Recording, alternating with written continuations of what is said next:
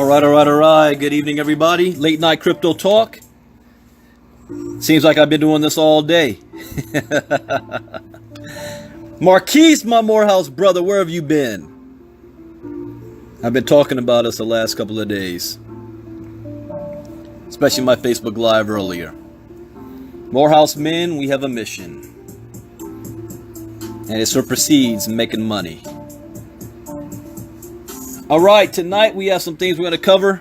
What's going on? Renee, Angela, Carl Payne, Jeff, Darnell, Elizabeth, Jason, Keena, Terry, Asmaret from the UK. You are up late. What is it, like 2 a.m. in the UK?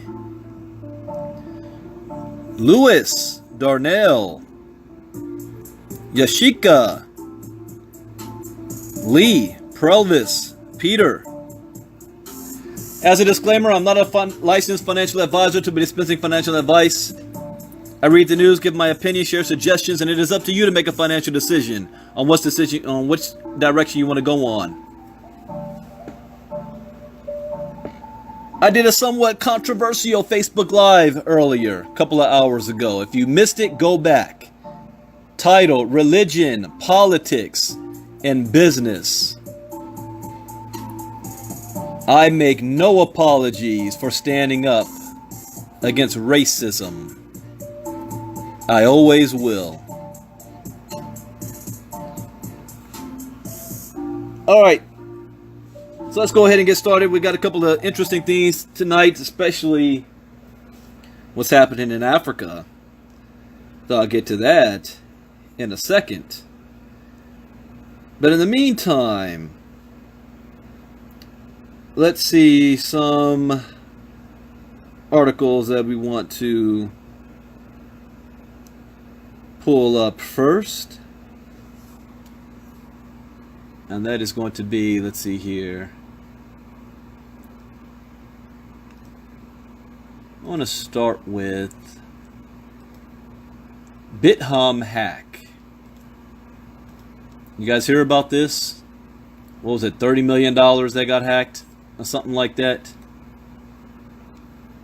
The BitHum Act. Let's see.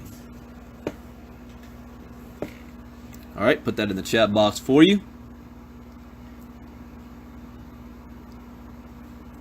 South Korea's biggest cryptocurrency exchange, BitHum, experienced a hacking attack that led to a $30 million loss on June 20th, leading the cryptocurrency market to drop by $6 billion within hours.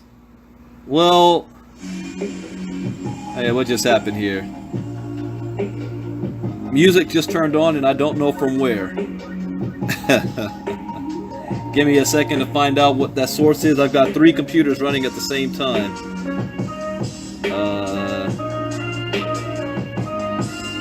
Oh. My thumb hit my tablet. Okay. My bad. Alright, back to the article. Now, I don't know about the BitHum hack causing the market to drop by $6 billion. I don't know.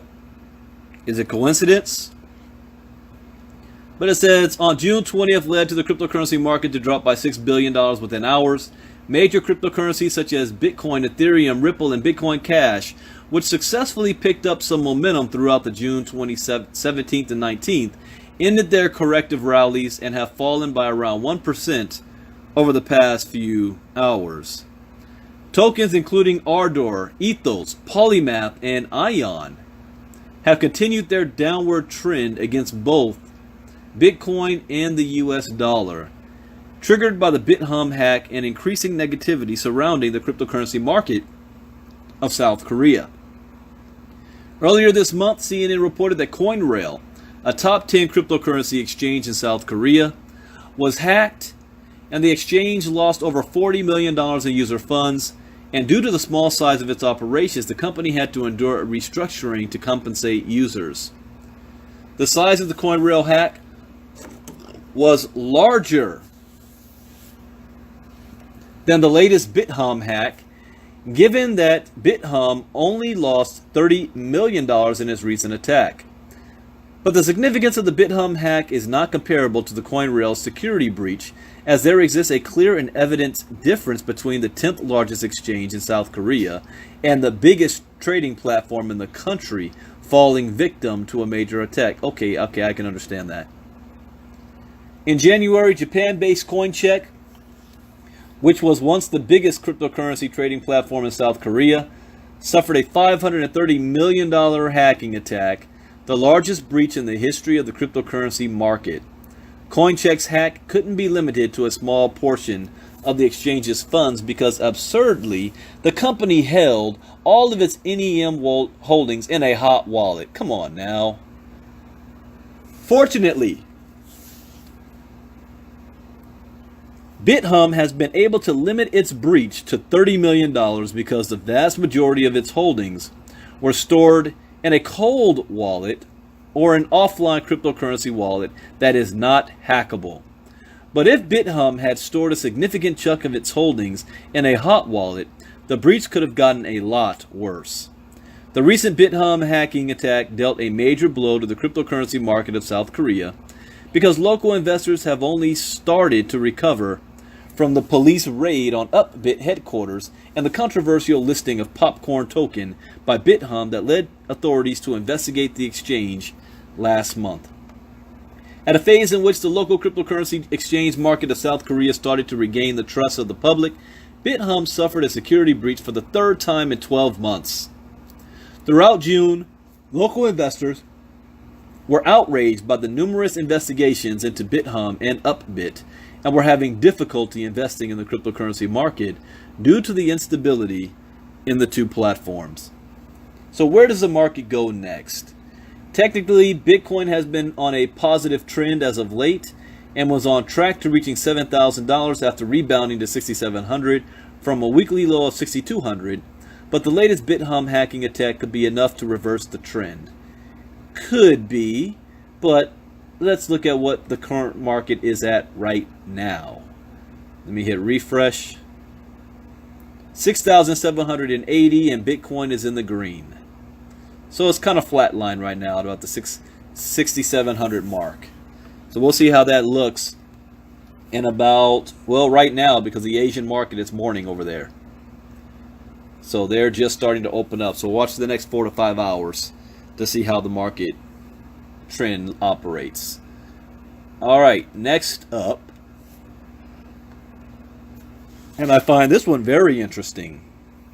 Control of highly demanded crypto classes may spark turf war at universities.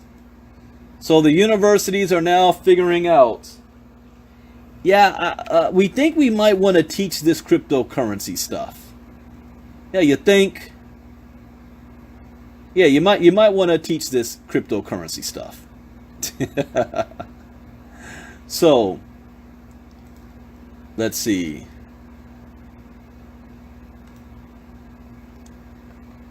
Can only a law professor teach about smart contracts? Universities have faced several challenges with adding crypto classes to their curriculum, such as a scarcity of knowledgeable lecturers and an ecosystem that develops much faster than they can reprint books. Now they also have to worry about different departments bickering over control of the multifaceted subject.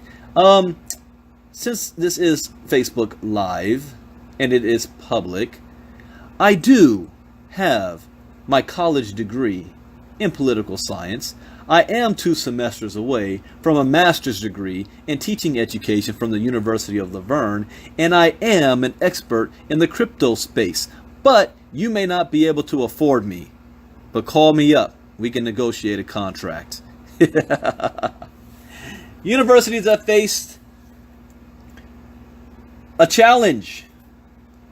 They don't have anybody to teach the courses. I see an opening here, ladies and gentlemen. They need crypto professionals. Same in the tax arena and in the law arena. Bitcoin, cryptocurrency, and blockchain classes are all the rage at academic institutions around the world, from Chicago to Brazil and even North Korea. In fact, they are now in such high demand that academics fear they might lead to a turf war between computer science, economics, law, accounting, finance departments, and business schools. Garrick Heilman, who lectured about cryptocurrencies as part of a Master of Finance course at the University of Cambridge, told the Financial Times that it wouldn't surprise me to see some turf wars break out over who owns the blockchain curriculum at business schools. Hey, just had an idea. Morehouse College. Go back to my alma mater. Be like Mark Lamont Hill, professor at my college in crypto. Now, I don't worry about what Morehouse can pay me. But any of these other universities, I don't think you can afford me. Anyways, David Yermak, professor of finance at New York University Stern School of Business, started teaching about Bitcoin to MBA students back in 2014. He explains that it's interdisciplinary. The computer science and finance industries have merged, and this needs to happen in universities too. But universities are bureaucratic. It will be political and take time. The reasons for the strong demand for blockchain courses include the great price rally of 2017, but also the new avenues opened up by smart contracts and ICOs. The increase in value in the cryptos played a large part in the increase in public interest, explained Jens Martin, a director at University of Amsterdam Business School. However, we feel that the finance industry is very interested in the technology itself and the possibilities it offers. We see many applications not only from people with a banking background, but a more diverse group who are interested in applying these concepts to finance. Well, they're right. You're talking about many different avenues here. You've got basic Bitcoin 101, like what Cryptogenics offers, where you can teach the history of Bitcoin, where it came from, like I did at the Bitcoin Bootcamp in Chicago. We talked about the first ledger, the second ledger, and the future. Then you also have the computer sciences, where they can actually teach you the algorithm, the mathematics behind what makes Bitcoin possible. Satoshi Nakamoto's white paper. That's math science. Then you've got whole section as far as blockchain technology and implementing it in different industries around the world, from travel to healthcare to government to policy. Then you've got geopolitics version of crypto, how the blockchain technology is going to change the world based on geopolitics. Then you have the economic side of it, the world going into a one world economy. That all can't be taught in one class. In Cryptogenics, we have 45 freaking lessons. And this is always changing, so you can't come out with a curriculum book. It's gonna have to be fluid. But that's an interesting thing. You know, I might be open, but they got to go through Cryptogenics. We already got the courses in place, but there's opportunity right here. All right, the reason for the strong demand for blockchain courses include, of course, the great price rally of 2017, but also the avenues opened up by smart contracts and ICOs. The increase in value in the cryptos played a large part in the increase in public interest, explains Jens Martin, a director at the University of Amsterdam Business School. However, we feel that the finance industry is very interested in the technology itself and the possibilities it offers. We see many applications, not only from people with the banking background, but a more diverse group who are interested in applying these concepts to finance. Robert Wardrope, director of the Cambridge Center for Alternative Finance at the Judge Business School, said that demand for teaching crypto skills is mainly coming from tech companies such as Amazon, Google, and Microsoft. We're talking about a whole new industry, ladies and gentlemen. These jobs are going to pay a fortune. If you are a tech expert, blockchain expert, we're talking multiple six figures here. The core focus of interest is growing from non-financial firms. These are essentially related to projects that these businesses are working on. Understanding issues like asset tokenization is quite fundamental in terms of your business model, but also to your capital raising, he added. All right. That's what Cryptogenics is here. Give you the basics. Next, this one here is really exciting to me. Really exciting to me. I gotta set the stage for this. Yeah, this one here. I gotta have this in the background. Africa. The CFTC has already stated that nations in Africa are going to benefit the most and first from Bitcoin and blockchain technology. Why? Because their entire economy can be based on Bitcoin. Zimbabwe, Sudan, Nigeria, South Africa, Ghana, Congo. Think about it. 2 billion unbanked people around the world now have access for the first time to finances and banking and cryptocurrency and wealth generation. And Akon is stepping up. So let me put this in the chat box here. Is he building a Wakanda?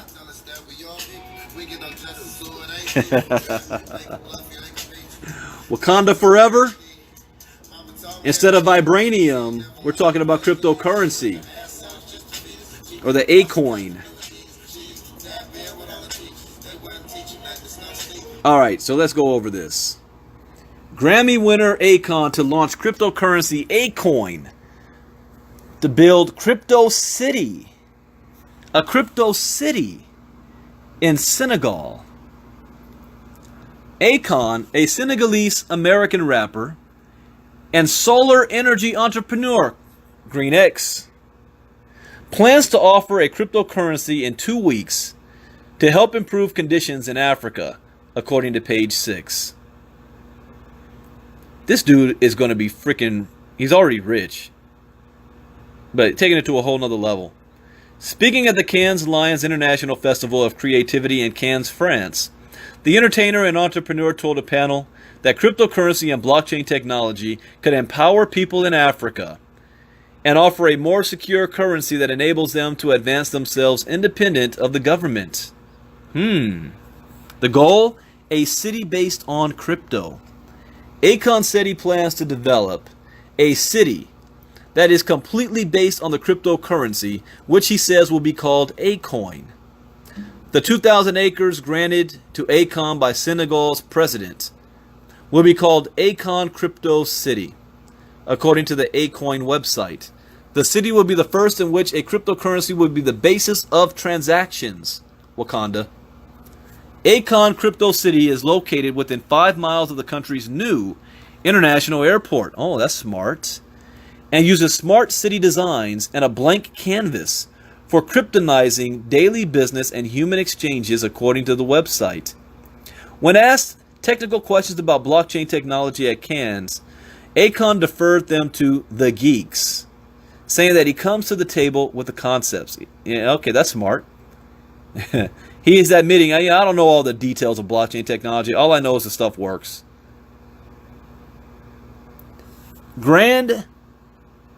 A run for president.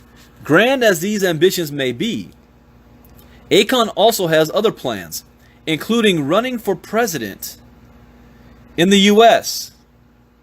I mean, hell, Donald Trump president, why not?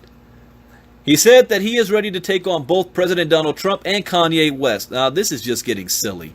I mean, 3 years ago,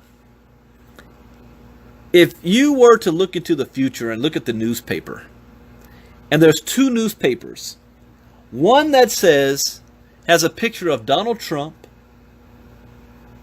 Dennis Rodman, and Kim Jong-un all standing together, shaking hands, talking about denuclearization of the Korean Peninsula, peace in our lifetime, would you believe it? Or would you think it was like some kind of joke? But then right next to it, it says, running for president, the top contenders, Donald Trump, Kanye West, and Akon. And that's a headline in the newspaper. 3 years ago. Could you see that? Not in my wildest dreams. Yeah, like the Simpsons. Simpsons predicted it. Not in my wildest dreams. That lets me know anything is possible. You don't know what the world's going to look like 2 years from now. Anything is possible. So, he said he hopes West runs for president so that he can debate both men. He said he would also invite Trump to a boxing match or MMA contest. Now, we got John McAfee running for president, Donald Trump, Kanye West, Akon. Who's next? I think, didn't Will Smith or Oprah say they're going to run for president as well? I mean, why not? Stranger things have happened. Let me throw my hat in the ring. Bitcoin Brandon for president. The Akon co-founded Akon Lighting Africa with Samba Bathily and Theon Niang in 2014 to develop a solar-powered solution to provide African village access to an affordable and clean source of electricity, according to the organization's website. And you know what? Out of all of them, the one who probably can pull it off would be Akon. See, people only think of him as a rapper, right? Have you been paying attention to what he's been doing since he's been rapping? What he's been doing in Africa? This brother is smart, well connected, and freaking wealthy. And he's about to get more wealthy. So Akon Lighting Africa is based in New York City and has installed solar solutions in 14 African countries. Talk about power moves here. Power moves. All right, that is there anything? Let's see. I did have North Carolina banking bill passes, adds virtual currency license agreements, and web browser Brave to trial crypto payments for opt-in ads. I'll save those two for tomorrow morning. I'm tired. I was up till like, 4 a.m. last night, and I've done 3 crypto talks today, and a lot of running around. So I'll save these for tomorrow morning. In about 30 minutes from now, there will be a Cryptogenics presentation, but you're going to hear from another co-owner. And his name is Will Fietland. Those of you that were in Chicago had a chance to meet him. Those of you that were in Sweden had a chance to meet him. So you're going to hear from Will Fietland, co-owner of Cryptogenics, doing the presentation tonight. kgxglobal.info, 9 p.m. Eastern. I'm going out to dinner and then I'm going to sleep. So with that, thank you guys for joining us tonight. As always, the goal and the intent is to learn. And I hope you learned something.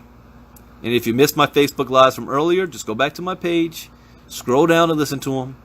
Especially the one I did this afternoon.